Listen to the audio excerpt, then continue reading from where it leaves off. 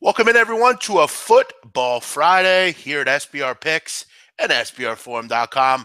I'm your host, the Big Man on Campus. It's Friday, October 20th, 2017. We got all the Friday the 13th stuff out of the way. Let's hope it's a little bit normal of a Friday for everyone in the college football world and everywhere. Let's hope there's not many upsets like there were last week. I know a lot of people got hurt by those, but we're back. It's Friday, a Football Friday. We'll break down all the games this weekend. Get your questions ready. We'll go over those. We'll go rapid fire college football. Try to hit as many games as we can with free picks and previews. We'll relook at what happened last night in a wild Thursday night game. We've had some good Thursday night games lately. We'll look into a wild Thursday night. It's going to be fun. Lot to talk about today. Let's bring in Donnie Rightside. Donnie, welcome in. Yeah, no, Football Friday, man. Can't wait for the weekend. Got a couple games that are scoped out right now, finalizing the card, as we always have some fun doing, but a lot of stuff to go over, a lot of games to go over, interesting stuff that took place last night in that Thursday night football game. No rest for the weary, as I like to say, because, these games could go either way. Refs come completely in control of this football game. And say what you want about the NFL. It's like boxing. We all get mad. We love boxing. You can watch a heavyweight fight, but it's really not about the two competitors in the ring. Sometimes it's about the judges actually calling the fight. Same thing in the NFL. You can argue both ways. An interesting finish last night, Jeff. Yep, we'll get into that. We got a baseball game tonight, a big game for Yankee fans and the Yankees in general. Big game tonight. They head down to Houston looking to close it out. Verlander, Severino, we'll get into that. NBA's on the schedule. We'll talk about that after football. Donnie, let's chat about what happened last night quickly with the college slate. How about this? A wild comeback. You and I talked about this one on Twitter. We were happy about the start for Houston. They didn't finish it out. They lose and don't cover. Another disastrous loss for the Houston football program. Just can't close it out. I heard Mike Norvell on ESPN Radio last night chatting about the win. A big win for that program. They stay undefeated, Memphis. Riley Ferguson showed some stones last night, Donnie. No, you're right about it. Watching the football game dipping in and out, it was actually funny because I was able to concentrate more on the NFL game because you had blowouts or what you thought would be blowouts through all those games. But obviously the Houston game, they did implode late. Jeff, what was the score? Maybe 34 or 30, 37, 14, 31, 14, whatever it was. You thought they would be able to handle it because the one thing Memphis struggles with is getting stopped. So once you have a 2-touchdown plus lead on Memphis, you should be able to cruise in and just eat up first downs and score when you want to. But they implode late, even get the football back with like a minute and a half to go. They end up fumbling the football as they were driving. Just a mess down there in Houston. But I guess when you lose to Tulsa and then you come back, you're expected to, play or be favored at Memphis, and you lose that as well. Don't know what's good about that Houston program right now. Yeah, they're struggling this year. They had, I think a 31-13 lead at one point. You're really kind of just controlling the football game. They were up, 17-0, 17-7. Really just had full control of that football game. And a defense generally known to get stops had a lot of trouble last night. Another bad loss. Add that to the list after the Tulsa loss, like you said. That's not 2 straight losses. As they head into another tough game at South Florida. So it's only going to get tougher for the Houston Cougars, dealing with a little bit of strife after losing Tom Herman. Easy winner for Arkansas State. This was the game that I mentioned I liked last night. I was really pegged in on this one. UL Lafayette's dreadful, man. They really are. Their defense is terrible. Thank you, DT. Appreciate it. Thank you. It's actually long sleeve too, which I'm a big fan of. I like how Lacoste, Donnie, instituted the long sleeve T-shirt. I like that. Nice little fall look. Yeah, sure. It's getting cooler. Overall, Arkansas State cruised last night. What do you say about this one, Donnie? Not much to really say. They crushed their defense, which was expected. Jeff, maybe Sharps came in late on UL Lafayette to keep that number below 14, but we talked about that all week, saying, if you're going to take it, keep it under 14 points. It's probably not going to go to 9. It didn't move that much, and my goodness, it wasn't even, straight up from jump. UL gets the ball, they fumble it, goes back for a touchdown, 7-0, and it was just on and popping, as they say, from right there, Jeff. Yeah, it was 47-3. They easily covered a 13. But let's get into the NFL game. A lot went on in that one last night. I know you were tuned in hot and heavy with that one. I definitely enjoyed it. You and I were on the phone chatting about this one. Where do you start with this game? we went into it. I, for one, was unsure where to go here. I didn't know. I wanted to take the Chiefs just because I think they're an overall better football team. I thought off a loss, they were the right play. It's the NFL; they'll bounce back. But you had a Raiders team that was really in need of a win last night. They hadn't played well, and for most of this game, they were losing. I mean, it was 20-14.5, but they were always within striking distance, Donnie. And in this league, if you stay in striking distance, you're going to have a shot to win the game. Alex Smith was good. I mean, great actually, 342 yards, 3 touchdowns. But Derek Carr just did a little bit more. They got the calls at the end of the game, a wild finish. Marshawn Lynch gets ejected, which, look, I mean, you can knock Marshawn Lynch all you want, but at the end of the day, that's who he is. Hey, he didn't give a fuck at this point in his career. I mean, I also saw a picture, Donnie, him actually possibly in the stands. Did you see that picture rolling around? Yeah, he's just, and I mean, I don't even want to say at this point. I mean, he's more of a sideshow right now, like sideshow Bob out there. Maybe you keep him around. He's not really helping your offense too much. He's costing you penalties, and I just think he's more having fun with, hey, I'm back in Oakland, I'm like with my boys. But in typical Raiders fashion, they'll try to cover it up there. But I mean, if any other football team has a guy run onto the field, get a personal foul, and get ejected, they're probably going to suspend him 1 or 2 weeks on purpose, just themselves, just for a guy just being a moron lunatic running out there. But in typical Raider fashions, they'll cover it up, and Marshawn Lynch will probably hurt him later down the road as well. So on 3rd and 10, they go to Jared Cook. Jared Cook's short by like a half a yard. 1st and goal. There's 6 seconds left, I think, at that time, or around there. 8 seconds. No, it was 18 seconds because they had a 10-second runoff. There was a penalty on Michael Crabtree for offensive pass interference. Then 1st and goal from the 10, you have a penalty on Ron Parker, which, I mean, Donnie, you and I talked about that. Was it a call you should have made? I don't know. I mean, really, that's one thing in the NFL, Donnie, that I'm concerned with. Some of the penalties being called have no bearing on the play whatsoever. No, yeah, I mean, at the end of the game, I like to see at the end of it was a clear push-off. You had to call the Crabtree. When Crabtree catches that touchdown, it was a clear push-off in that environment. There's no question about it in my mind. That call has to be made. But usually at the end of the game with, unless you knock the guy down or it's like completely egregious, they usually let you play, which they didn't there, which again is going to have those conspiracy theories out there like saying, we can't lose Oakland already in the playoff race. We have them on a couple national games and we need to keep them in the flow and all that stuff. I hear all that. The one thing you want to take more away from this game, Jeff, is Kansas City's defense. The last drive of the football game, I believe there was a 3rd and 20 converted, a 3rd and 10, and a 3rd and 11 or whatever, late, or 4th and 11, excuse me, that they got. You can't do that. And you're seeing these chinks in this Kansas City defense now, which maybe they can't overcome as they go. It's a tough spot to go. And it's a division road game on a Thursday night. I get it. They're back-to-back losses. They'll recoup. I actually would like, Jeff, I haven't looked at the schedule where it's coming into, but Kansas City's next game, now they have that little bit of a breathing room because, I mean, they played Sunday Night Football. They played, a tough Steelers game last week. They played Thursday Night Football. They're going to get a little bit of a breather, be able to get back into it. They'll probably, and again, I preface this by saying I don't know who they're playing next. They got the Broncos on Monday night. Brian, and that game is where? Denver, or is that at home? It's at home, and then they get to Dallas, at the Giants, and Buffalo. Yeah, they should be able to handle the Broncos at home with some extended rest. We'll see what the Broncos do this weekend when they play. But, yeah, I mean, not an overall good performance by Kansas City. You're up. You got to close the door in that game. I mean, you even got a break on that one deep ball that should have been intercepted. They got tipped up and turned into like a 70-yard touchdown pass. You got to close those games out. And, Donnie, I'll ask you the question. With the best record in the NFL – our Philadelphia Eagles, after last night, they're the best team in the league. You would agree?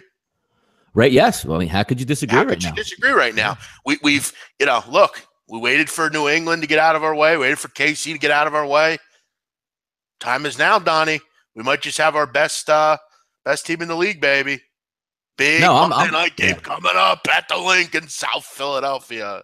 Yep, one of those games, Jeff, where you can take out the hammer, you can take out the nail, and just start pounding away at that coffin that is the NFC East. If you can win this football game, you're going to have, the Niners on deck. You're going to have Denver on deck. You're going to have a bye before you even head down to Dallas. And at that point, how stupid the Dallas Cowboys and Ezekiel Elliott have played the suspension out. If he was just smart enough to take his 6-game suspension, they probably have the same record as they do now, and they would get him from the stretch run. Now they're going to have him for a game or two. More than likely, they're going to bang him with a 6-game suspension right in the middle of the season, and it's going to come in favor of the Eagles as the Eagles get rested and head down for Monday Night Football without Ezekiel Elliott for the Dallas Cowboys. Eagles, I mean, I don't want to get too far ahead of it because it's the NFL, and you can't just pick and choose and say, we're going to beat this team, but Eagles going to be favored the next 3 games straight and then head into the bye week, get rested up and ready. And at that point, you're probably going to have Sidney Jones and Ron Darby completely healthy heading into Dallas with probably won't have Ezekiel Elliott. Looks good for the Eagles going forward, Jeff. It really does. A lot of good things falling into place for this team. I Googled Lynch. He was in the stands and they did cover for him.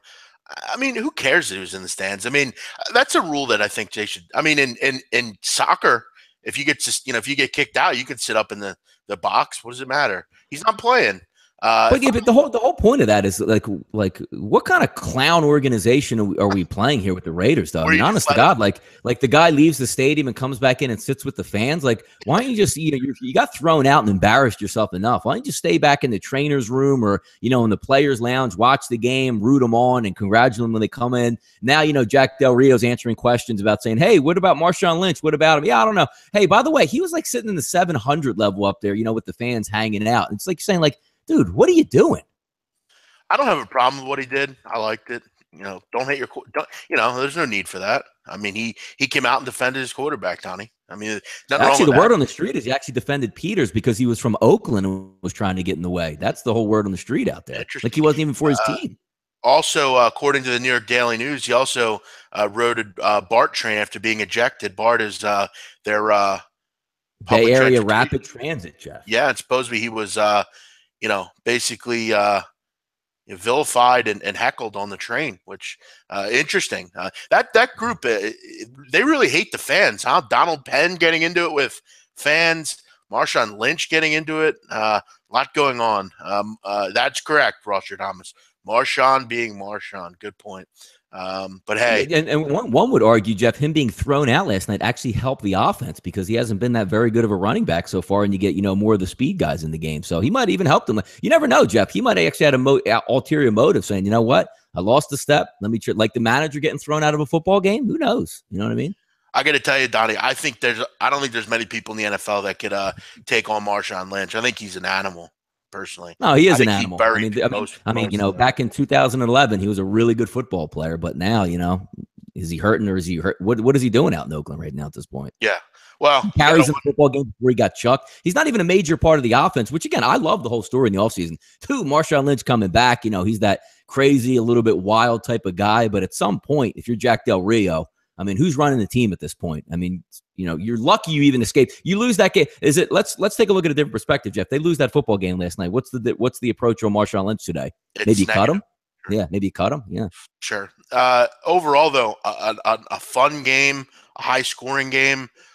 We've seen a couple of these lately, Donnie, on Thursday night. Thursday night's looking up, but you look at overall the running backs for Oakland: DeAndre Washington, Jalen Richard, and Marshawn Lynch. That's your running backs, Donnie. Yeah. Could be the weakest in the league, maybe, other than, on paper, let's say. But, Donnie, before we get into our regular Football Friday coverage, we'll break down the games that listeners send in and all that sort of thing.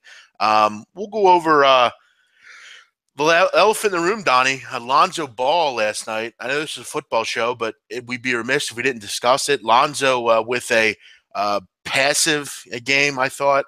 I thought he was you really didn't seem like you wanted to mix it up.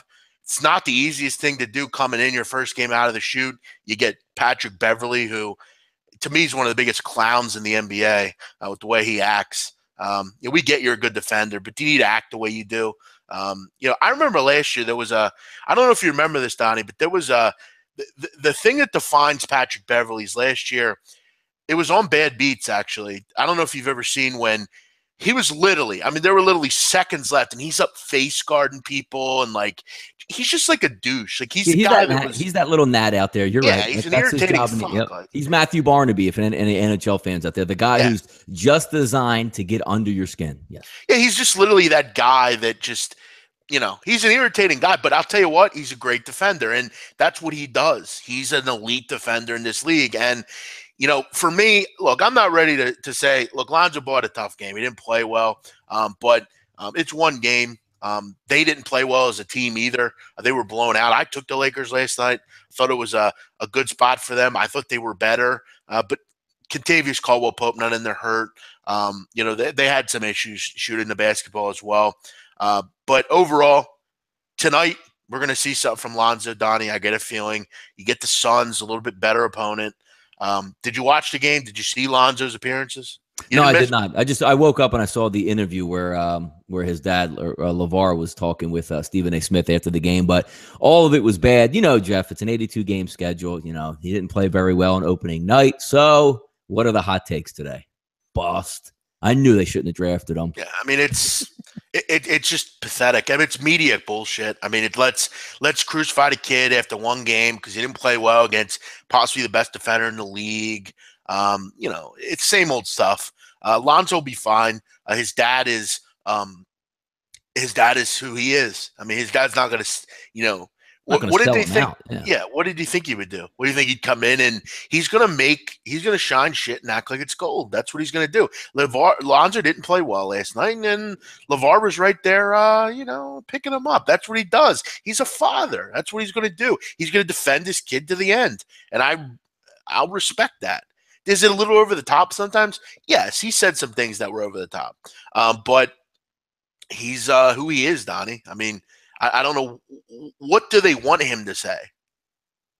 Yeah, I mean, if you keep giving the guy FaceTime, he's going to take it. I mean, if he's going to be on air any channel, he's always has his company T-shirt on. It's free advertising, and he's going to be a little bit off the wall. Is he going to say that? Like, is he going to play the part of, it was his first game, he had a tough night, but I think he'll rebound? No, he's going to come out and just make salacious stuff up. So because he's going to get on air, what would have sold in that spot here?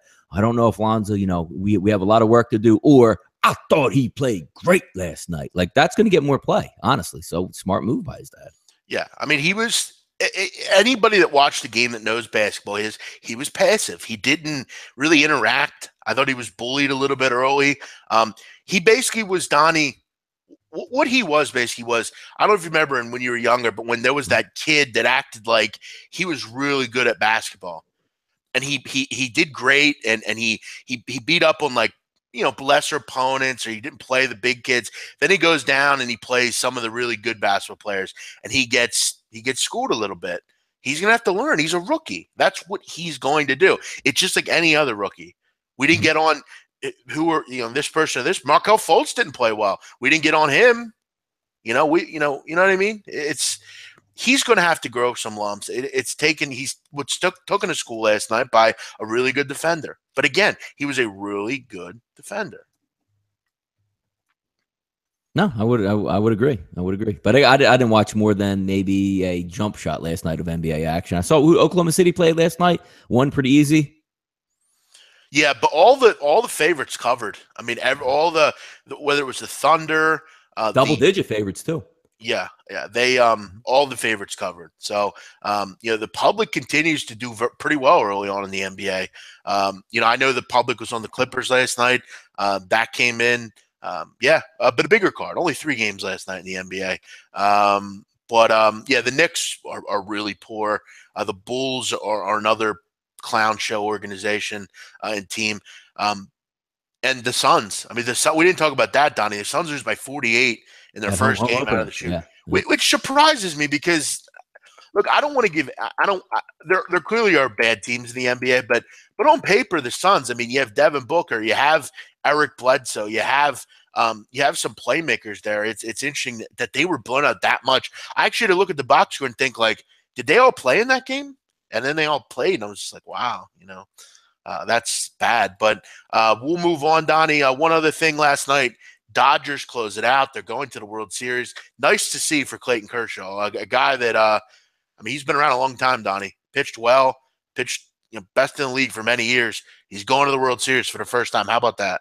Yeah, no, very good performance by him in a closeout game that they absolutely needed. I took a flyer early in the afternoon at plus 146, and that was over really quickly. So good for the Dodgers. I was rooting for the Dodgers to win the overall series there. I thought it might have been a little bit of a smart play or to go against it and just to say, you know what, Cubs bats might come alive here, maybe put a little pressure on Kershaw and win that game. But it wasn't meant to be there. And I'm glad because I wanted to see the Dodgers in the final. I thought they were the best team in the National League all season long. Now going to match up. You're going to get a good matchup either way, which is all you can ask for. Dodgers, Yankees, big numbers. Dodgers, Astros, still some good numbers. That might be the actual better series if you want to say it, but if you want to get the Yankees in there versus the Dodgers, that's going to add eyeballs, and that's a lot of fun. And I wouldn't mind to see that series at all, Jeff. Yeah. When are we doing the NBA cons? Look, I put it out there. I don't know if SBR is going to make it happen or not. I'm hoping maybe next week we can get it. I want in on it, man. I want in on that. Yeah, I know you do. Donnie, can they see me? They cannot see you out there. I'm staring at myself the entire show here, looking at the camera. I don't know. You know, Hangouts gets a little bit messy every once in a while. I'm pulling a Dave Malinsky here. Yeah, but it also says that no, even worse. Like it's just me. Like I'm not even getting a break on camera, Jeff. I get 1 hour of FaceTime. This is good for my SEO, I guess they call it, where if somebody tunes in, they just hey, look, Donnie's up there the entire time. It could fly. I don't know what the hell's going on here. I don't know either. Either way, we had a little. Hey, there we go. Whoa. I think we're in there now, Jet. There you are. Look at you looking fly again. See, we had a little trouble with when I first joined the convo, when we're going to go live, Donnie, his mic was a little bad. So I had to join back in, and maybe that did something. Jeff, maybe it was the Gator. Maybe the Gator was saying, look, that's copyright infringement. We can't have that shirt on you for the show. Maybe they were trying to maybe I have to block that thing. Yeah. So wait, no one's seen me this whole time? We saw you in the beginning. I think we saw you in the beginning because somebody made a comment that they liked the shirt. And then all of a sudden you were going off there. Hey, man, Biggie Smalls made a pretty good comment. I mean, people are sewing fake Gators on their shirt. You get punched in the face. Is that right? You selling it? Yeah, right. Good point. Oh, man. But tonight we got the Yankee Astro game, big game, game 6, Verlander, Severino. Donnie, for me with this MLB, I've hit a couple in a row here, and I'm just I'm not doing much research on it. I'm really just going with what my gut tells me to do. All right. Mm-hmm. And in sports betting, sometimes you have to do that. And I don't think you overly have to exert much into capping these games. I mean, we know what these teams are. We know what they, entail. I got to tell you, Donnie, I think the Astros are done. I really do. I think I mean, you literally were up 2-0 in this series. You had everything to look forward to. You're now down 3-2. And in that time, you've scored 5 runs in 3 games. I just don't think they're involved. I think they're done in this series. I think Severino's going to go in. He's going to close them out. Sevy's been great on the road this year. They're not hitting right now. Their bullpen, they can't really seem to get anything right. I think they're done, personally.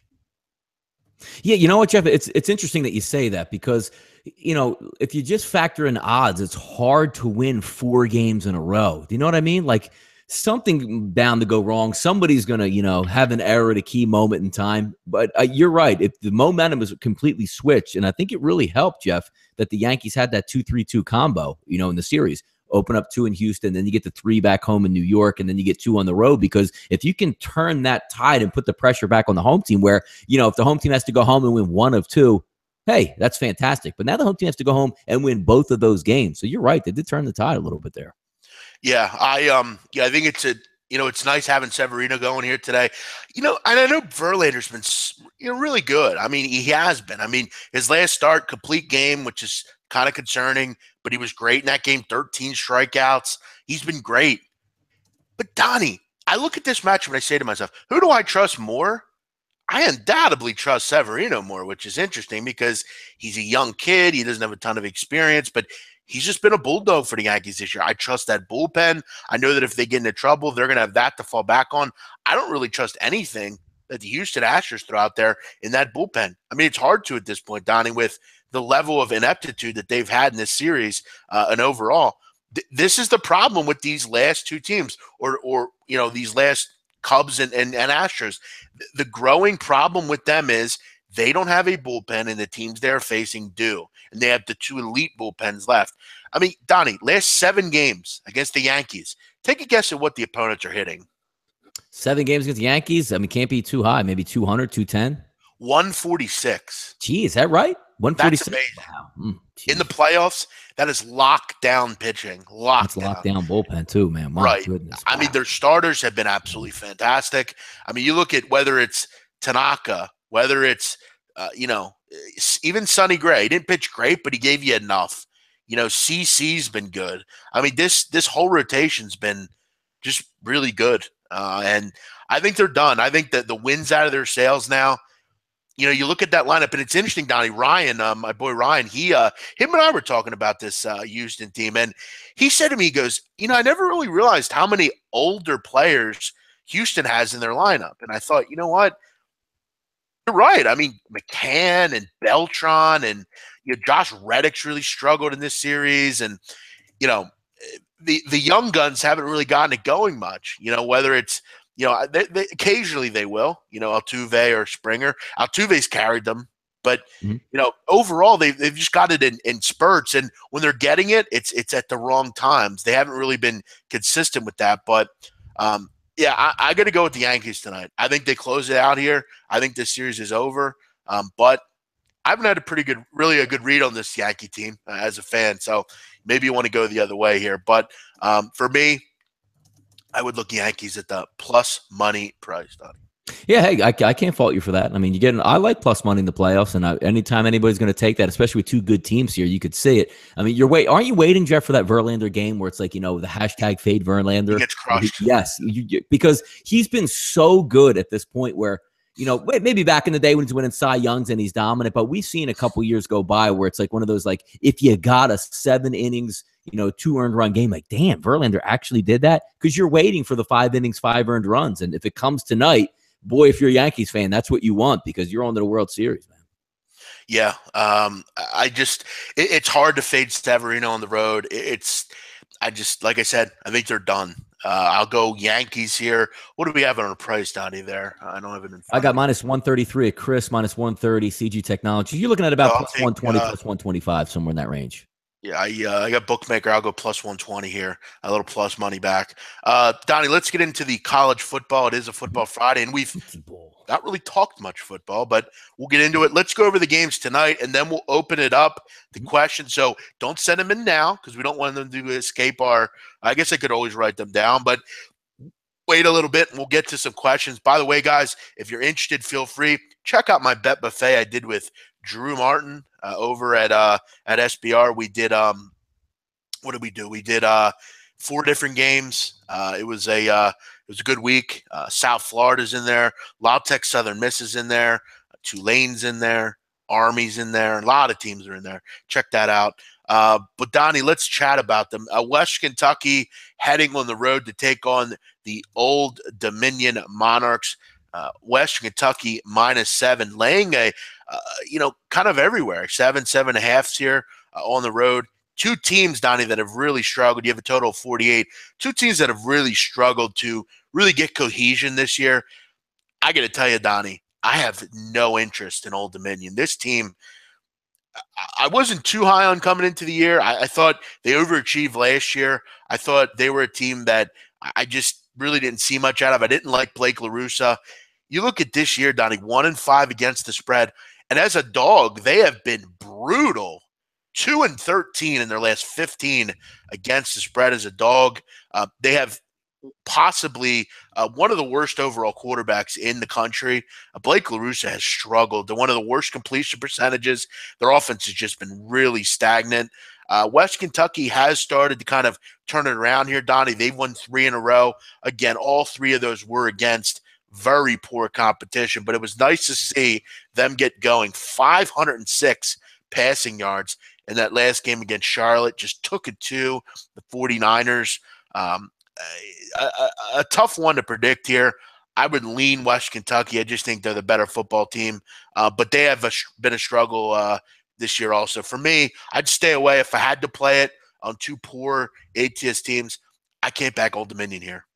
Yeah, it's an interesting one. I know a lot of people in the chat box are coming out saying, why the line drop? Why the line drop? I mean, Western Kentucky hasn't had that good of a year. Old Dominion, you're almost waiting for them, because over the past couple of years, they had that sort of buzz saying, they're that next up-and-coming team.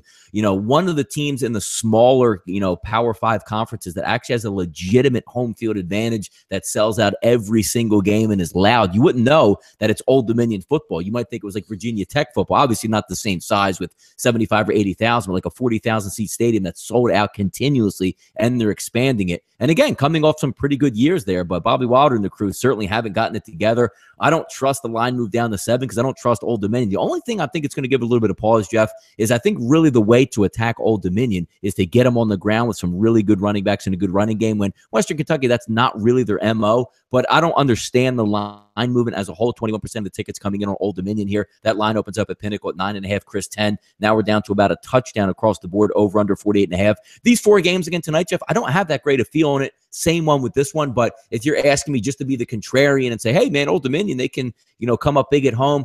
I haven't seen anything this year, Jeff, that leads me to believe that Old Dominion's coming up big anywhere at any time, The problem with Old Dominion that they also have this year is their defense has gotten poor. I mean, they were decent last year defensively. They haven't been this year. They've been really bad. They're giving up 35 points a game on the road in 3 games. They're giving up 43 points a game. They're just not getting any stops. And for me, I've been impressed with what I've seen overall from the Western Kentucky defense. Now, I think it's a little bit of a – and again, here's another problem, Donnie. The thing I've noticed this week about a lot of football games, Donnie, is you're getting a team – an underdog team most likely, that cannot exploit the weakness that a team might have. So when I look at West Kentucky defensively, I see a team that has played well against subpar opponents. You look at their defense, Donnie, it's improved significantly from last year. But then you look at their opponents for West Kentucky: Eastern Kentucky, Illinois, La Tech, Ball State, UTEP, Charlotte. None of those teams have high-level offenses. But then you look at Old Dominion and say, well, neither do they. So you come in here with, okay, maybe you have a chance to exploit them, but you can't because your offense isn't any good. They're going to struggle, West Kentucky, as the season goes on, against a Florida Atlantic, against a Marshall, against a Middle Tennessee, getting stock still back at some point. They're going to struggle at some point. I just don't think Old Dominion's a team that can exploit that. Old Dominion has struggled as a dog. I think they get pounded here like they did last year, 59-24. Donnie is bored shitless. I don't think he's bored shitless. What about, should I be doing jumping jacks or something? Yeah, unfortunately, we're having a problem with the camera, and it just sticks on one person. Donnie, there's got to be a way to change that on your end. It's because I'm not even touching it, Jeff, but you see throughout the show, we've switched back and forth. I just think, again, it's one of those. Well, we're switching back and forth because I'm actually clicking on you when you talk. That's you are? Yeah, keep doing that then. Yeah, doing that. It's hard to keep up with it just because we go back and forth, but when you're focused and like it doesn't switch, you kind of hear Donnie just sitting there. You see him sitting there listening. He's like, trying to take it all in. Yeah. Maybe should we doing push-ups as we do the show? Maybe they thought, Jeff, when the camera switches, like we just go haywire, like we're wearing just like some underwear and like maybe trying to get change behind the set, do like 6 or 7 change. I don't know. What do you think people do behind when we're not talking? Yeah, I'm not sure. I don't want to wonder what they do. Donnie, 309-310. Marshall heading over to Tennessee to take on Middle Tennessee, the Blue Raiders. Marshall laying 2. Total is 49 or 49.5. Donnie, any thoughts on this one? You're a big Conference USA guy mostly. What do you think? It's interesting because, Jeff, if you want to say like one team is flying under the radar, it's a rhetorical question, but Marshall sitting at 5-1 overall. Not getting any pub anywhere. A couple of years ago, Marshall was the king of the conference. All the talent that was running through there, big time tight ends, big time wide receivers, Rakeem Cato at quarterback. That team could move the football. Now you're sitting back and they go through maybe a down year too. Chase Litton gets banged up. Now they're coming back 5-1 here. And also when you're looking at Middle Tennessee State, we talked about it all over the summer. One of the teams that we were really interested in looking forward to was getting Stockstill back at quarterback, James, Ty Lee, like an offense that would be able to move the football. Well, he's had that cracked sternum and continuous out. Looks like he's going to miss the game again this week. Maybe, they're holding out hope, Jeff, that he's going to play the rest of the season, but how effective is he going to be in coming back missing 5, 6, 7, or 8 weeks, however long it's going to be? Backup quarterback has done yeoman's job work. If we look at Marshall on the season, a good NC State team played with him on the road, ended up being 37-20. But if you look at that game, Jeff, Marshall had 450 yards of offense in that game. So it wasn't like they were getting stopped, stymied, and maybe they scored a little bit late. They were able to move the football. Easy winner over Kent, 21-0. Cincinnati, stepping up a little bit in class there, 38-21 win. win, beating a bad Charlotte football team 14-3, beating a bad Old Dominion team 35-3. I don't know if you want to take that much out of the game versus Charlotte, Jeff, but if they did what they had to do, kept Charlotte to around 200 yards on offense. So they're not a bad defensive team, which is what you like to hang your hat on. If you're going up against Middle Tennessee State, who likes to throw the football around, I mean, the head coach, Stockstill, son, quarterback Stockstill, who's out, but they still have a pretty good offensive game plan. So if you look at Old Dominion last week, Jeff, 81 yards on the ground, 116 in the air. Charlotte the week before, 80 yards on the ground, 132 yards. Even when you're looking at other teams, Cincinnati, who does play an up-tempo style, Jeff, 138 on the ground, 211 in the air. So it's not like they're getting bruised and battered. Now, NC State threw for 341 and ran for 144, but that's pretty much expected coming from a team like that you're going to step up playing in competition. Looking overall, Jeff, at Middle Tennessee State, 34-3 Minnesota lost. They beat Bowling Green 24-13, who I think Bowling Green is 1-6 at this point, so that's no shakes there. At Florida Atlantic, got beat up 38-20 in that game. FIU, they ended up winning 37-17 against a bad football team. Then UAB took them to the wire and actually beat them last week. The one thing interesting here, Jeff, is you're looking, line opens up at 3, -2.5, now sitting at pretty much 2 across the board. Everybody, again, one of those games, Jeff, 2 games today. 80-20 flips in spreads, 80% backing Marshall, 20% backing Middle Tennessee State. You're asking Marshall just to go on the road to win the football game, which I think they can. I think overall they are the better team, but it gives me a little bit of pause, Jeff, to go -2 in that situation. So you know what? They're giving Middle Tennessee State a lot of respect. Lines going down with not many bets. So if you're playing a contrarian angle, it certainly would be Middle Tennessee State. Over under 49, 49.5. I think this game might be in that somewhere range there. It's pretty cheap in the 40s. I would lean more towards the over in this one, Jeff, than I would in the side here.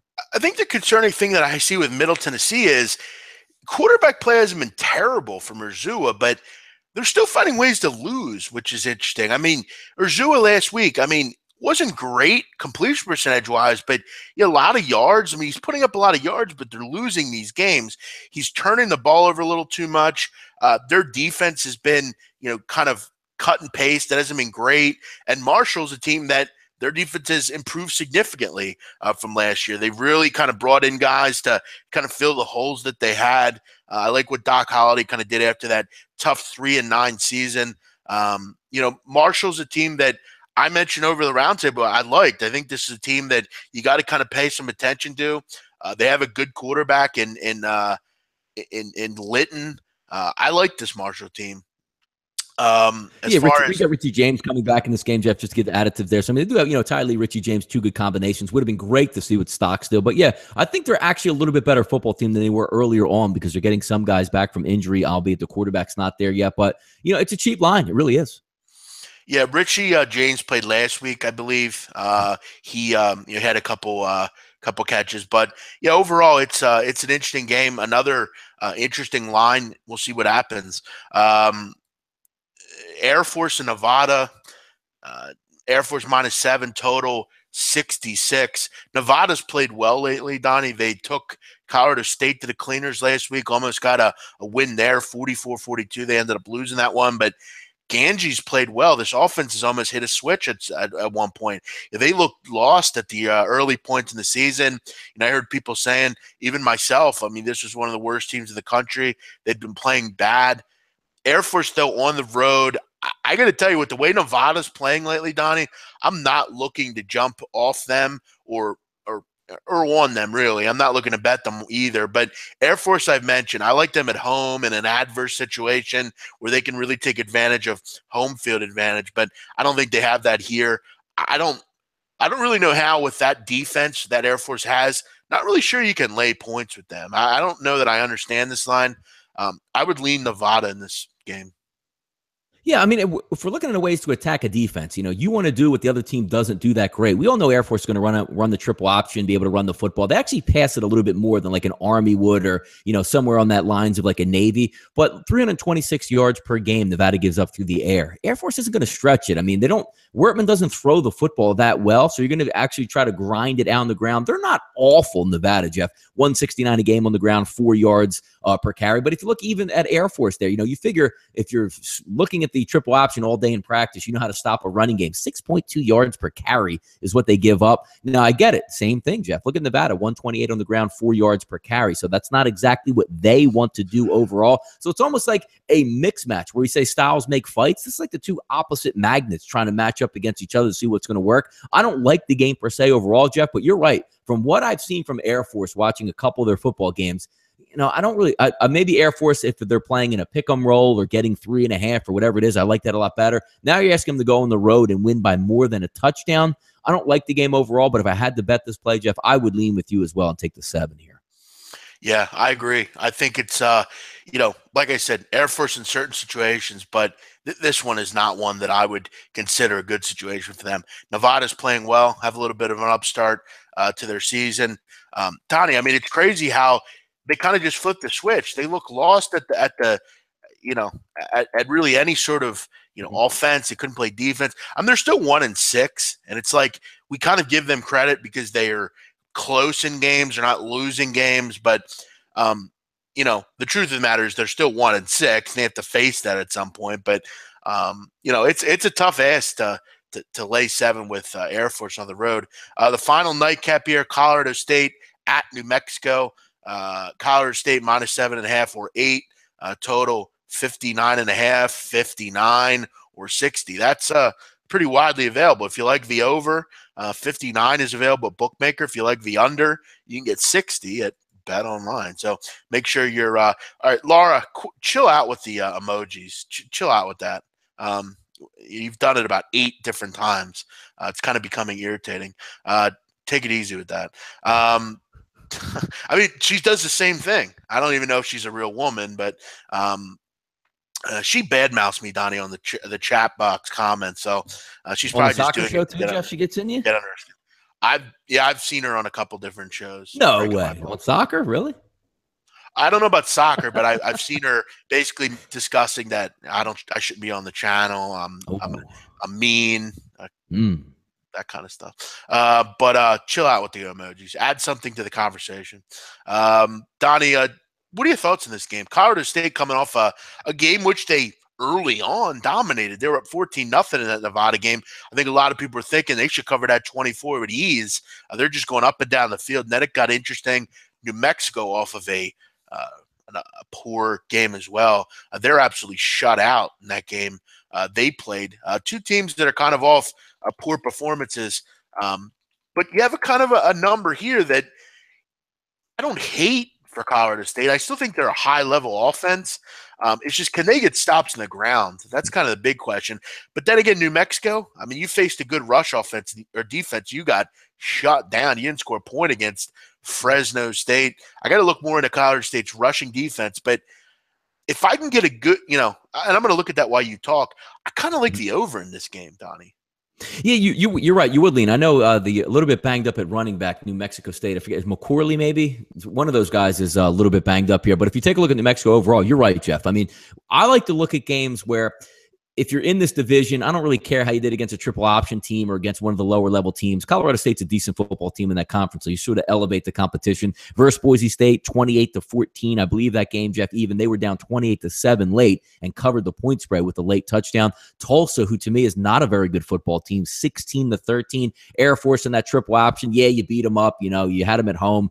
That's a really nice win there. I don't give that much stock in the Air Force because I don't like the way they're playing this year, but you can't take away beating somebody by almost 3 touchdowns on the road. The Fresno State one, Jeff, just an anomaly, 38-0 in that game. Offensive statistics, 109 rushing. It's just really not, New Mexico State like, but maybe they're banged up at some key positions that they just can't get over. If we're looking at Colorado State, at Alabama, gave them a game. At Hawaii, one of those teams a little bit downer in competition, beat them by 30 on the road. Utah State, 27-14. That Nevada game also maybe slipped a little bit back. They gave up 500 yards passing in that football game, which is ridiculous. That's not something that New Mexico, Jeff, is even capable of doing. You're right, New Mexico. I do because it's a running offense, but it's a home run hitting running offense that they've had over the past few years with Bob Davie. I would lean towards Colorado State in this game. And again, it's just not built for unders. College football, especially if you have a good quarterback, a good offense with Colorado State, and then you're flipping it over to New Mexico, it can hit some home runs there on the ground. I lean towards the over, but I still lean towards Colorado State. I think this is a step up in competition for New Mexico in that conference. I don't know if they're ready for it yet. And I like Colorado State overall as a football team. They should be okay here. Yeah, and the big thing with an offense like New Mexico and stopping them is if it's very simple and vanilla, Donnie, but if you could stop what they do, they're going to be hamstrung. Boise State was able to do it. Mm-hmm. I think Colorado State might be able to do it. Pretty good run defense. They're not a good passing defense, but I'm not sure that they can exploit that, Donnie. It's, again, the growing theme with this week's games. Can your offense do something to exploit the other team's defense, which is the name of the game in college football? I don't think they can. They're a good run defense, Colorado State. I would lay the number here. I'm not crazy about laying 8 with them, but I think if you peel back and kind of look at what they do good defensively, they should be able to do what they want to do against this run defense. Yeah, we gave Laura Warren chances. That's the name of the game anymore with getting blocked. We'll give you chances. We'll give you opportunities to give some points. We'll tell you to settle down, Bruce Shad, and if you settle down like Bruce Shad always does, he's more than welcome in the chat box. Right. But if you continue, stupid stuff, we're not going to, your validity isn't worth here. There is no validity for you. So we're gonna, as Gabe would say, you're gone. You're gone. Yeah, I'm trying to find. There's a couple. I know we're going to get into the bigger ticket. I had a couple of people tweeting at me on some games they wanted to talk about, so I'll make sure I do get to those as well. Yeah, let's actually do that, Donnie. Let's get into games that listeners want us to talk about. Where are we going to start? I got one. Joe Friorelli on. He actually added you as well on this one as well about 7 hours ago. Friday today at noon. Blah blah blah. Yes, that's a show. I'm sorry about reading that there. Leaning Texas +7 over 65. Thoughts on that game? Texas +7. Well, it's the old name of the game, Donnie. Texas in an underdog role. Can they cover another number with Tom Herman? I get a feeling this is a 7-point game, Donnie. I got to tell you, I think it ends on that 7 number. I think it's going to be a lot of work you're going to put in for not a lot of gain. I think Oklahoma State's the better team. I think they have to come out. The fire's kind of out on Oklahoma State right now, Donnie. No one's talking about them. No one's got them involved in anything. But the truth of the matter is Oklahoma State's lost 1 game, and it was against TCU. I think Oklahoma State's real. I think they're very good. I think sharps will be on. I think the public will be on Texas here. This is the game where Tom Herman does not cover, if you ask me. Look for Oklahoma State to win by double digits in this game. You know what, Jeff? I saw somebody tweet out, is it true that, because I haven't taken much time to cap this game, it just went right by my board on that, but looking at this game overall, Oklahoma State down a couple offensive linemen in this game. Is that true? I've heard something like that. I got to look into it a little bit more, Donnie. But, obviously that'll be something that's important. But, I just think the great thing about reading and listening to these pundits talk about games is you find out what they build up. I mean, how many times have we heard, Donnie, that Tom Herman covers as an underdog? Mm-hmm. We've heard that a lot, haven't we? Yeah, sure. I mean, at some point, he's not going to cover. And I really think this is the opportunity for them, Oklahoma State, to vault themselves back in to a conversation a little bit here. This is in Austin, which it's tough. I mean, they luckily have been able to host both these games. And again, that's kind of the big thing here.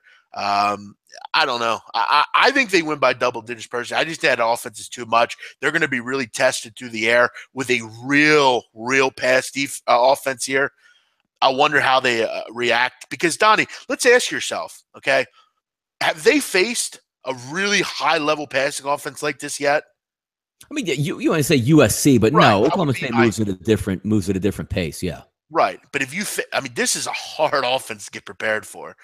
Which is next point on that, Jeff. CG Technology is reporting in a 64.5. Anytime you see something in the 65 or lower range and you have an Oklahoma State involved, don't you automatically just start thinking about the over? I think is this game going to be played into the 20s? No way. Like, wouldn't you think this game is going to be played? Both teams, Oklahoma State's getting to the 30s. I mean, if Oklahoma State ends up with 27 points, they're probably getting bounced 41-27 anyway. So, I mean, right. It looks a little light to me. It just looks light. Oklahoma State, Donnie, is the best passing offense in the country by 12 yards. I mean, they're by a wide margin better than everyone else through the air. The question is Texas, and yeah, they are. I mean, they're 26th in passing offense. So, yeah, I agree with you. I think this is a pretty high-scoring game as well. The only thing that might get me off that would be, is does Texas try to run the football and do that, that run game that they do. But I think they're more or less, and you look at Donnie pace of play. I mean, Texas goes very fast. I mean, third overall, 85 plays a game. Yes. They force you to play fast. Like I always like the whole thing. Like, well, if you're on offense and it's not really what you do, you slow it down. You're only going to hurt yourself because what? You're going to slow it down when you're down 14-0. Like, what are you doing at that point? I'm sending you a little message here, Donnie. A little decoder message. Nice. I don't want to say over the air. It's a little too drabby for the air. Damn! Yeah. Why are you ripping Delta 75 like that, Jeff? That's not I don't rip, Donnie. Why are you starting trouble? I like Delta. I like that name, Delta 757. Yeah. It sounds like come in, Delta. Delta 75. We're gonna have to go up Hamburger Hill, Delta. Over. 599 coming in. Come in, Delta. Delta, are you there? Are you there? Delta! We lost contact. General, we lost contact with Delta. Yeah. It's funny, man. But yeah, I like what you're saying there, Donnie. You're getting me feeling good about this game. Getting excited about that game, Jeff. Yeah, it is. It's an exciting game.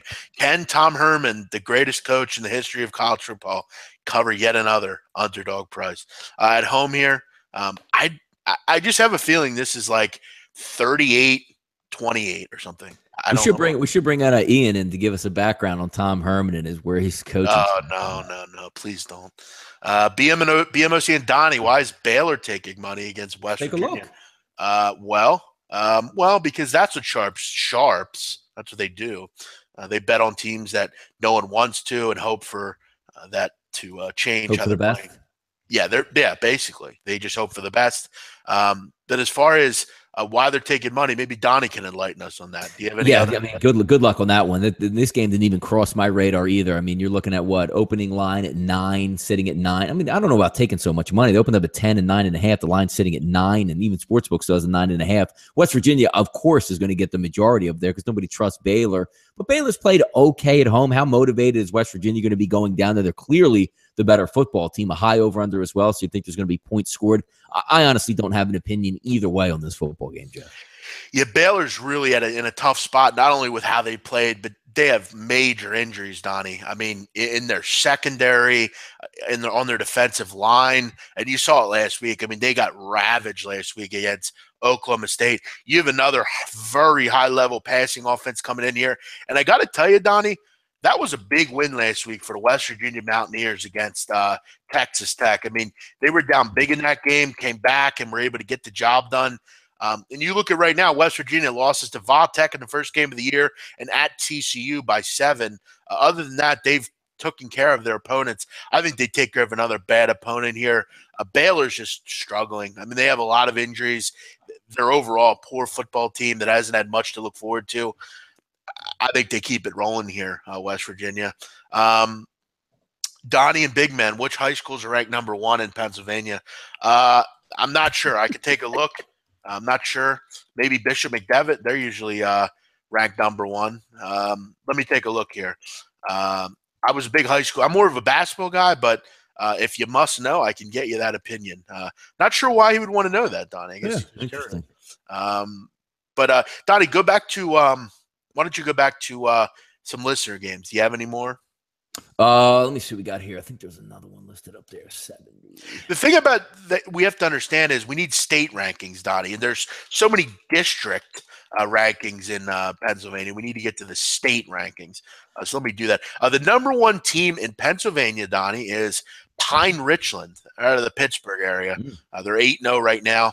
I get St. Joe's Prep out of Philadelphia. They're 2nd. Cathedral Prep in Erie, they're 8th. 8-0 in 3rd. Then Parkland out of Allentown and the Harrisburg Cougars. Shout out to my boy Big Star. Son plays at Harrisburg. Big Star doing some big things in the community. Raw Sports, shout out to them. They're 5th. So the usual suspects, the boys from the western, area of the state. You got, some Philly teams, Harrisburg teams in there. So yeah, fun year in Pennsylvania. I just got a DM from the higher ups that says you can't say that. You can't just shout out other people on different sites and stuff. Sorry. It's a friend of mine. I'm just saying hello. He's doing some great things for the young kids in the community. By the way, 347, 348, Jeff, another listener game. The Syracuse Orange versus the Miami Hurricanes here. Line opened up at 14.5, now up to 17. And I got to say, Jeff, I actually disagree with the move to 17. You're going to get a little bit more rain in South Florida this weekend. Is Syracuse the greatest team? No, but you look at their MO. They have played with some, when they step up in competition, obviously beating Clemson outright, going down to LSU and playing. And again, Miami, say what you want about them. My favorite team, I'm wearing their colors here. Are they going to win the football game? Yes, they're going to win the football game. But, if you're looking for like big plays and home run plays, and, that's not really this Miami football team. They're more squared on playing really good defense, short reads out of the quarterback. Amon Richards going to be back at wide receiver. That's going to help out, one of your big play threats. But, Jeff, I know you've watched a lot of Hurricane football this year. Say what you want. They beat Florida State. Okay. Florida State, you know what I mean? They beat Duke. I mean, okay. They squeak by, Georgia Tech. Okay. It's one of those things where it's not one of those teams where Miami's ranked number 1 in the country and steamrolling everybody in its path. 17 to me seems a little bit deep. Do I think Miami's going to win the game? Sure. Do I think they're probably going to win by double digits? Sure. But Dungy and the crew, they're going to be able to move the football a little bit, up tempo. They're going to have some chances to score a la Toledo, even though Miami ended up, putting the beat down on them, but a little bit better step up in competition from the defensive end. I don't agree with the 17, Jeff. I'll take the points here. Here's the problem. You have 2 issues in this game, Donnie, is that exact point. People saying, that's way too many points here. Come on. Syracuse just beat Clemson. But that's the point. They just beat Clemson. This is a terrible letdown game. This is the prototypical, I'm going to beat a good team, and I got to go on the road and face a really good defensive group in Miami. Do I think it's too many points? I thought it'd be more or less in the, teens, let's say early teens, like the 11 to 13 range, maybe it bet up to 14. But it was interesting that it's not up to 17. That is a lot of points. But this says to me, Donnie, this is going to be 41-17 or something like that, where Syracuse they're not in the game. They get totally shut down here. You have 2 things working against you. A, the line, because you're right, the line doesn't make any sense. Even myself, who likes Miami, is trying to say, well, it is a lot of points. But the truth of the matter is, it is a letdown city game. This is the exact thing you look at and say, that's a tough spot. You mentioned the rain. That's a concern. Is that going to affect that Syracuse offense? We know they like to throw it around. I think Miami rolls in this game. That's what it looks like to me. I'm not really – I wouldn't be comfortable at all with taking the points here. This looks like one of those games where it's like 41-17 or something like that. Yeah, you're right. I mean, all the tickets, Jeff, 72% coming in on Syracuse, and only 28% on Miami. And that line move, it's a distinct line move, too, because if you're already thinking like, oh, my goodness, 14.5, I like that even more. Now you're blinking at 17. So, yeah, that contrarian alarm goes off in your head going, wait a second here. But the way I watch Miami play, I don't know if they're that put your foot in that ass type of team right now. Like, we're just going to bury you. And I mean like 35-3 at the half. So we'll see what happens there. I won't have a play on this football game. I was actually trying to build a case, Jeff, for the over in that one at 59, 58 in that range, because it opened up at 55. But if you're going to throw in, Jeff, South Florida, when we talk about if you see rain in the forecast in South Florida, usually that doesn't mean a little bit of a spritz. That means about 15 minutes of 100,000 gallons of water hitting the field. So we'll see if that plays any. And it totally ruins the game plan. Exactly. Yes, it does. And it's, many think, well, Miami has that, they're just opening the skies above Miami and they're just drenching it with rain. Yeah. It always seems like that. But, yeah, this is a prototypical – Syracuse gets crushed in this game, I would think. If they don't, that would – I'll be rooting. They'll win. So, Donnie, I don't think you have to worry about that. But you mentioned it, 80% of the money's on 70% of the money's on Syracuse. It's just, Dino Babers 80% when favored by 14+. Yeah, but how many of those was he off of a program-defining win at home? I'd like to hear those. Favored by 14+? Right. I think he means when getting 14+. But I asked him how many of those were in that situation when he was off a huge win like his team is. I mean, he's in the locker room talking about this and that. It's just a lot of hoodoo around the team. Come on, man. Whose house, Jeff? Whose house? Our house. Whose house? Shoddy K, SMU, Cincinnati. Before we get to that one, I do want to discuss Jay asking about Donnie's quarterback situation at Buffalo. Donnie, the quarterback situation isn't good for Buffalo. They are back to their, I think, the third string quarterback at this point. And why don't you enlighten people on why that's not a good thing? The only thing that I'm worried about in that football game, which, Gus Radlin's out, and he was the key last year to their turnaround, their offense, doing good things with the football, not lighting it up, but, 2 touchdown passes a game, no interceptions, making sure the plays come in right and all that stuff. Now you're going to equate that over to Buffalo here. Buffalo, one of the more energetic, 6'8", 6'7", like Cam Newton, they had a quarterback, coming in the season, Jackson. Now you're going to move over, and you had Anderson who came in, Jeff. I believe he before getting hurt again, a 10-to-1 touchdown to interception ratio as your backup quarterback. And one could argue, Jeff, when looking at Buffalo, you're like, you know what? I hope their starter doesn't come back because this kid is actually moving the football down. They can run it fine. They have a lot of running backs. Their best running back is actually out for the year, but he's been out for about maybe 3 to 4 weeks now. They just officially said he's not coming back, but they have about 3 guys behind him that can do equally well in that spot. But if you're looking at Buffalo here, it's a true freshman. This isn't one of those guys that's like, man, he's a redshirt junior. Maybe he's not the most athletic guy, but he's been with me 3 years, can come in and step in. This is a true freshman getting a start on the road here in conference play. Say what you want about Chuck Martin. They haven't played that well, Miami of Ohio, but you can do a little bit of things to a true freshman. That whole playbook, Jeff, is not going to be open to him. But the downfall here is how many times do we see it, especially at this level in the MAC? I mean, every single team, it seems like in the MAC, has quarterback injury problems. Let's just say he comes into the football game and he's okay. First quarter, second quarter, runs a read option. He goes down with a shoulder injury. Who's playing now? Like your third string is a true freshman. Who's the fourth string guy? You know who that's going to be? It's going to be a wide receiver or a running back running wildcat for 3.5 quarters because you lost the quarterback there. That's always the thing. Like even if the third string quarterback, Jeff, came in and he was, a decent player, that's always going to be on my mind because if you lose your quarterback, a la like Buffalo did versus FAU, Jeff, they go right to Anderson and they didn't miss a beat up and down the field. Now you're down to the third stringer and the fourth stringer. That's going to be a tailback playing quarterback for you. That's what I would worry about if I was betting with Buffalo. Yeah, definitely a tough game to get a gauge on. Buffalo playing well, but with a third string quarterback, it's never good. SMU, Cincinnati, we'll discuss this one. You got, where are we at here?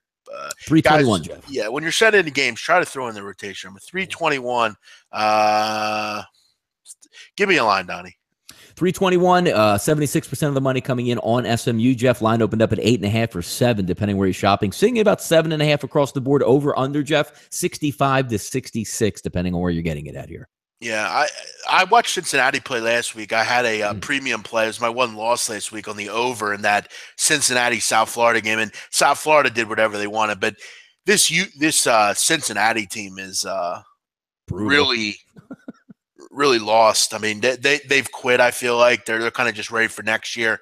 I think it's going to be a team that Luke Fickell will get going in a year or two. But right now, it's just – get rid of those Tuberville guys, Jeff. Get his own guys in there. Yeah. It's tough right now. I mean, both quarterbacks have struggled, Trail and Hayden Moore.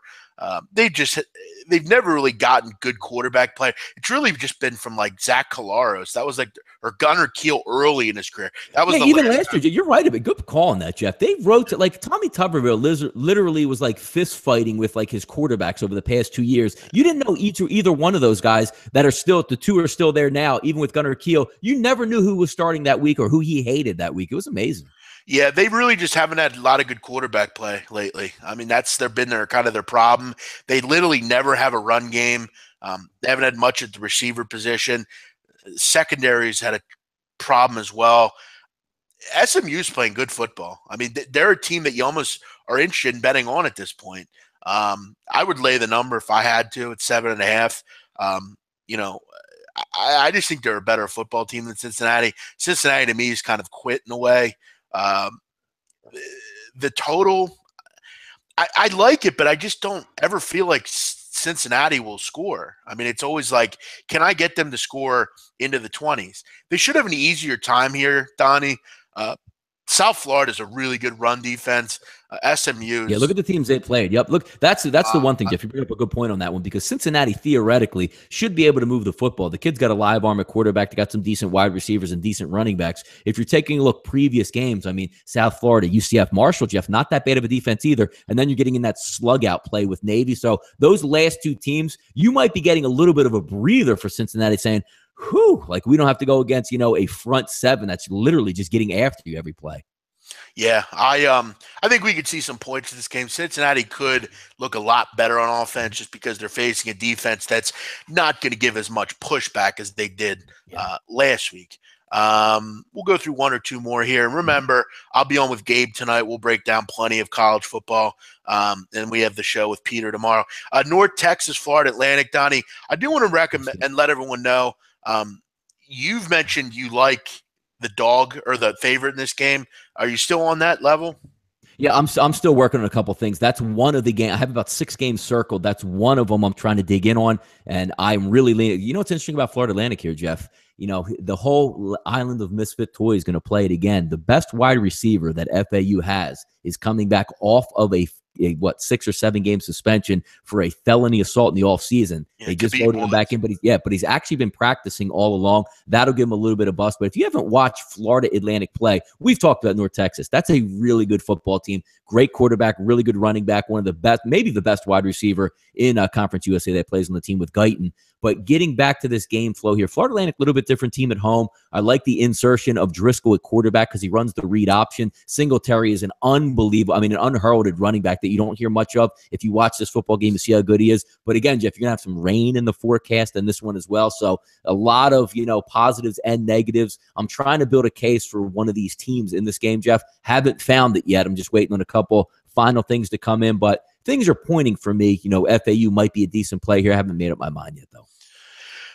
Someone's asking about Tulane USF. You have to check out the BMOC Bet Buffet on the SPR YouTube channel. I'm going to have to check that out. I want to see your point of view because that's the game I have circled going one way or another with there. That's it. Actually, out of the four games, that's probably my favorite, actually. Yeah. So I'm excited about that one. BC UVA. UVA's been line drop, Jeff, here. Line drop. What do you got on it? I think it's down to 5.5 now. Yeah, people aren't believing in little Virginia action. They've played well. I mean, they have. Bankert's been great. I get a feeling they struggle, though, in this game. I think it's an underplay. I'd look under. It's a shame we couldn't get the original number, but at 47, I have a feeling this one's played at Boston College's level. Virginia has overachieved. Will they get banked back to Virginia football? This is a good game for them because this is a game where you could go into it thinking, well, it's Boston College and we're playing well, so we're going to go in and just beat Boston College. I think they're well coached. They should be prepared for it, but I get a feeling this is a lower scoring game, but I don't have much on it. It's not a game that it's going to be on my card. Anything, Donnie? No, not too much on that football game. I mean, you're looking at Virginia. It's going to be a slower down pace. I agree on the under in that situation, but I'm not interested in, Boston College getting less than 7 in here, and I'm not that big a fan of Virginia because I think this game is going to be one of those slower down games where I can see it in the fourth quarter being within 1 touchdown, and I don't really want to lay too many points on that one there. Iowa laying points, 1.5 at Northwestern. To me, this game comes down to quarterback play, Donnie. I think Northwestern has pretty good quarterback play. Iowa does not. They have 2 very good running backs. This is a great number. I think it's kind of a coin flippy game, but you got to give Northwestern credit. They're at home here. I think they have the better quarterback. This one's going to be a tough game to watch, but I think Northwestern's a better football team. I would take them. I think they win this game. Somebody Mark keeps asking about Air Force. I was actually joking around. Mark literally came on like 30 seconds after we got done wrapping up the Air Force Nevada game. But to the show. We did just a quick recap. We didn't have too much on that football game overall. We don't not true believers in Air Force. We were just going to take the points with the +7 in that one just to keep it short. Yeah, if I had to, I would. I don't like them. I only like them at home. But yeah, I think Northwestern's a pretty solid play. Who are the best money line? Is that a Beth Mowins game or Doris Burke? Whoever gets that game. Doris Burke actually only does NBA now. She doesn't do any. Gotcha. But yeah, it's probably a Beth Mowins, Anthony Becht game.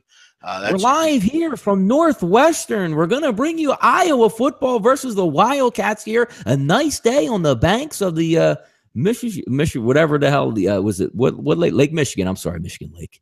Yeah, and Thorson down the field, and Justin Jackson grabs it, and he's down at the 35. It's just been a great day here at Northwestern. I'm calling the D game in the Big Ten. Yeah. Live in Evanston, it's basketball.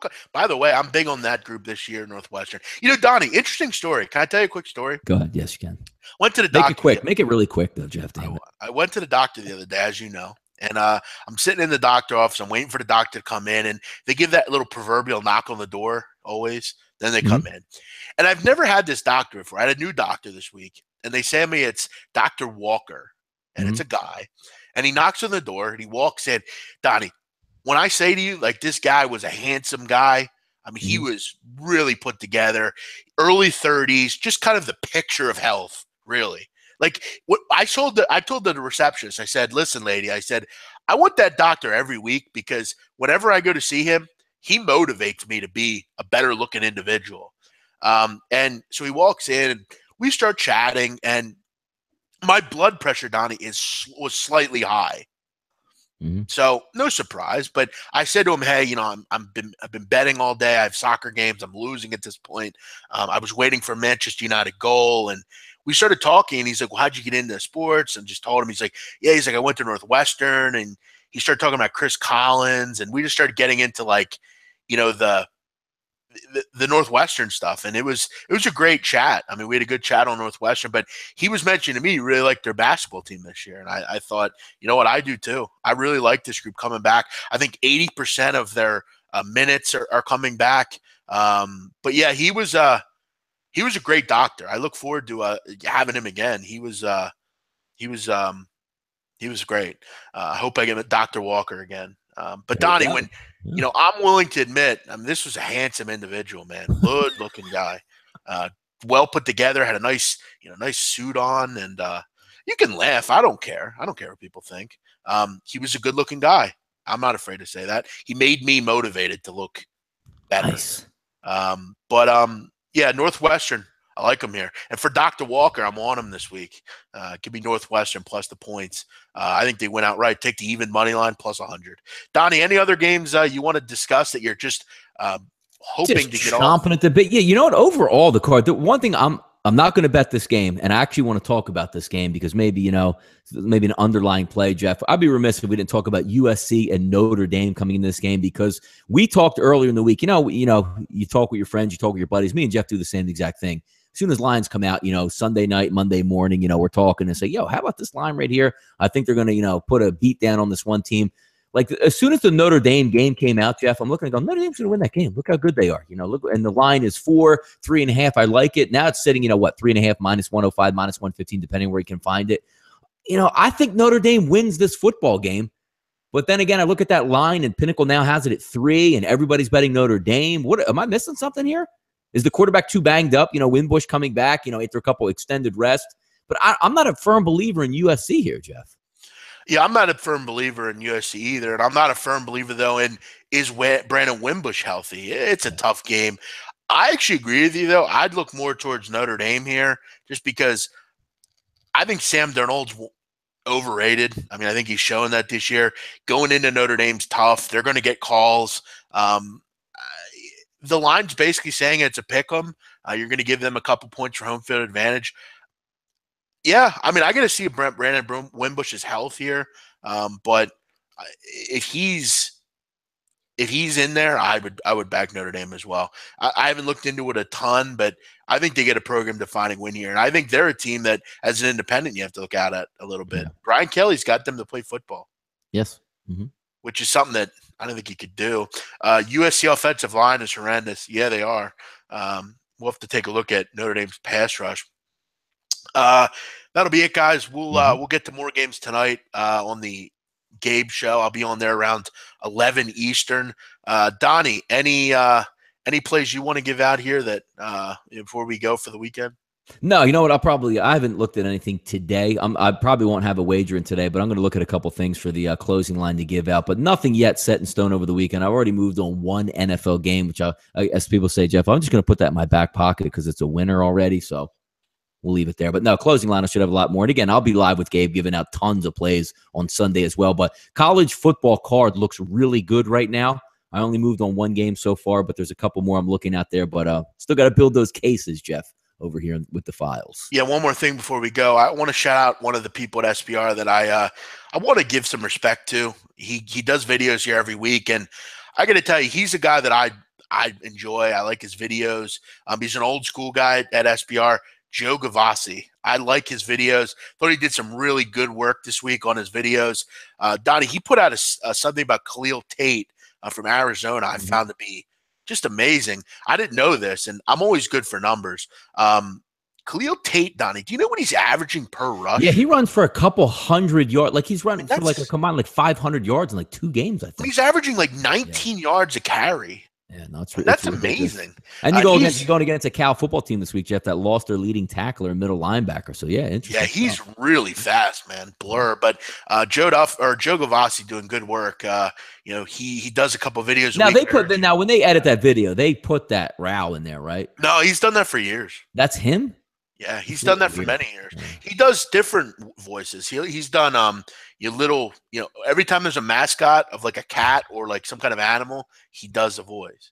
The Roar is great. He's done that for many years. He's an interesting character. That's why I like Joe Gavazzi. He's not afraid to be who he is. I like that about him. But Donnie, should we end it with an impression? Go ahead, you do it. You end it with an impression. All right. By the way, everyone, catch me, Joe Duffy, tomorrow, 10 o'clock Eastern, on the SBR Facebook page. We'll go live with the ultimate tailgate party leading up to the big man on campus with Peter Loshak at 11. We'll go with my industry-leading secrets, my tricks and tools of the trade. We'll take a look at everything over at offshoreinsiders.com. Again, it's Joe Duffy urging you to check out the 10 o'clock Eastern Saturday morning college football tailgate party at the SBR Facebook page. It's Joe Duffy from offshoreinsiders.com. There it is. So there it is. Straight from the big man. Yeah, I'm looking forward to it, man. Good weekend. You're finally at the end of the week. Most of the work is done. Games are circled in, just trying to finalize a lot of stuff. But we have a lot of stuff coming forward here, especially in the afternoon. Jeff's going to wrap it up with the Gabe Show. I like that, Jeff, what you called that. That's pretty good right there. And then the closing line is going to be Saturday, 11 a.m. I'll have a closing line tonight as well. Yeah, no, it's you're actually right about that, because I look at it and it's like, you want to, when we tweet out saying I'm going to be on Rightside of Campus or the closing line, I never know what to call actually the night show. You know what I mean? I just call it the Gabe Show. The Gabe Show. That's what it's going to be called. And we'll actually be watching Lonzo Ball against the Suns live, so that should be interesting. Damn, good, really good game, Suns, yes. Yeah, right. All right, guys, check out the BMOC Bet Buffet. It's on live on the SBR page. Catch Donnie tonight at 6 o'clock with the closing line. We'll go over those, and he'll go over those games. Everyone have a great night. We'll see you Monday, but catch me tomorrow at 10 o'clock Eastern, 11 o'clock Eastern with Peter Loshak. Everyone have a great night. Bye-bye.